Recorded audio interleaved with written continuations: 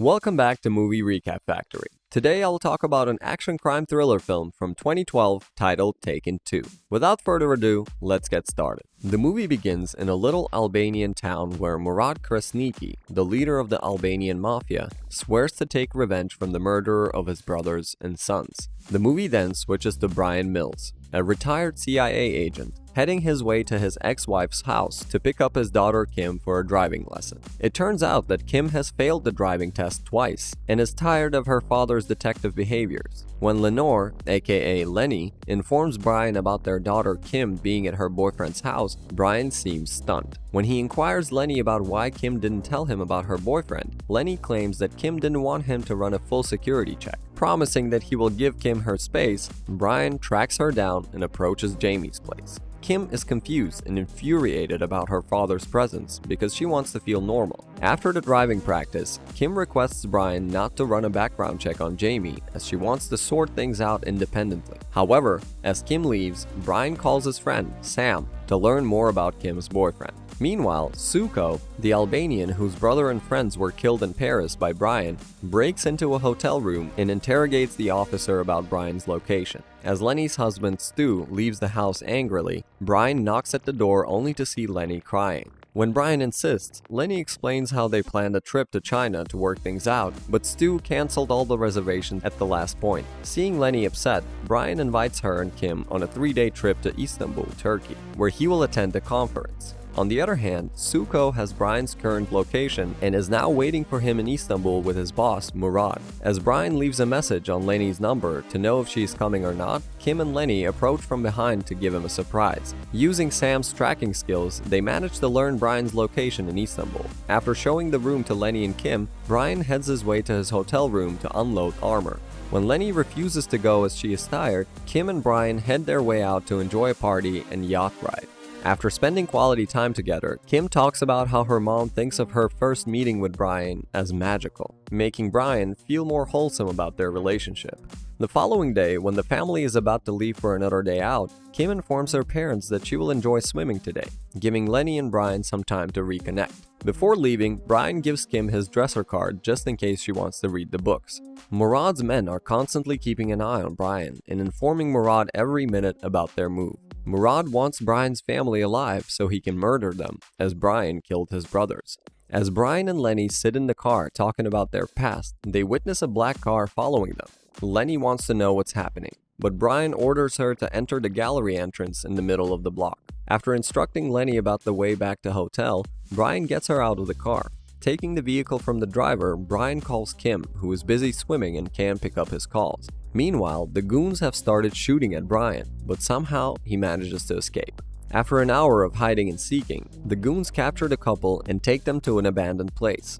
Before surrendering, Bryan calls Kim and instructs her to hide in the dresser until he calls her again. Saying that the goons will soon take him and Lenny, Bryan hangs up the phone. As the thugs are taking Bryan and Lenny blindfolded, Bryan carefully listens to the noises around him, making him capable of understanding the location. Before Murad's men can approach Kim, she leaves the swimming area and arrives in the hotel room. When she tries to unlock the door with the keycard, it doesn't work, compelling Kim to use the window to reach the adjacent room. Fortunately, she manages to hide in the dresser before the thugs can find her. While locked in the dark basement, Bryan calls Kim using his cellular phone and instructs Kim to go to the US Embassy where she will be safe. However, Kim is adamant about not leaving her parents alone to die. When Kim insists, Bryan instructs her to get a grenade from the case, throw it out the window onto a parking garage, and let him hear the explosion so he can determine his location. As Murad enters, he is compelled to hang up and conceal the gadget. Murad displays the images of the men, all of whom were killed by Bryan. It is revealed that Murad's son, Marco, was the one who kidnapped dozens of girls, one of which was Kim. Besides thinking about what Marco did, Murad is adamant about taking Bryan back to Albania to take revenge. Later, Lenny is brought into the room, wounded on the neck and hung upside down so the blood can leave her entire body. Saying that they will sell Kim to the lowest brothel in the world, Murad leaves to catch her. As per Bryan's instructions, Kim approaches near the basement. After hearing a grenade sound, the goons leave the room to check what's happening. Meanwhile, with the help of white smoke, Bryan manages to tell his location to Kim. Before the thugs can approach her,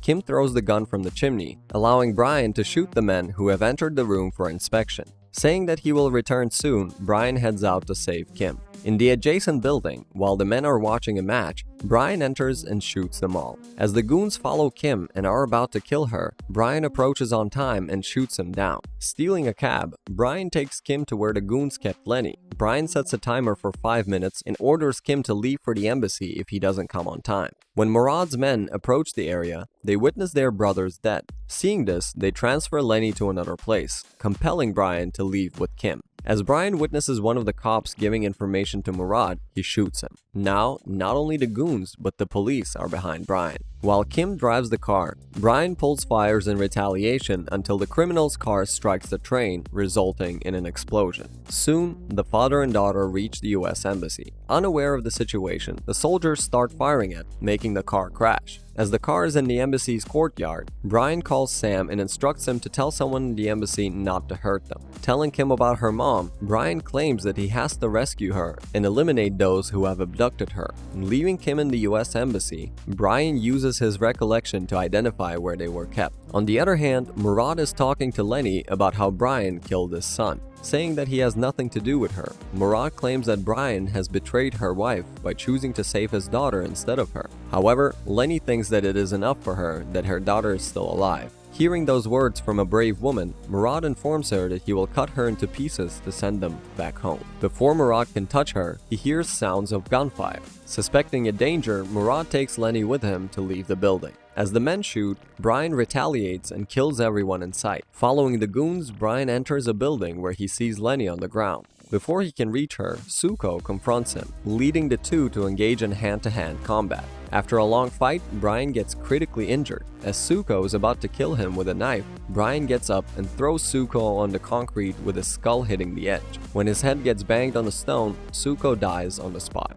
Later, Bryan goes to Lenny and asks her to calm down until he returns. Taking Suko's phone out of his pocket, Bryan calls Murad, who is now sitting in an adjacent room empty-handed. Pointing a gun at him, Bryan asks how many sons he has left. When Murad responds that he has 2 more sons who will come after Bryan if he kills their father, Bryan puts a deal on the table. He states that if Murad wants to go home and never seek revenge again, he can let him go. In case Murad still wants revenge, Bryan can shoot him right now. It seems like Murad has not forgotten about Marco, whom Bryan killed by strapping him to an electric chair until his heart burst. Murad inquires how he can live without Marco, to which Bryan responds that he can live just like the parents of the kidnapped girls. If Murad doesn't want to forget the tragic incident, he can face the bullet right away and lose his other sons, who will come after Bryan in the future. Murad is confused about why Bryan is letting him go. Saying that he has tired up, Bryan claims that if Murad can give him his words that he will never come after him, he will drop the gun and walk away.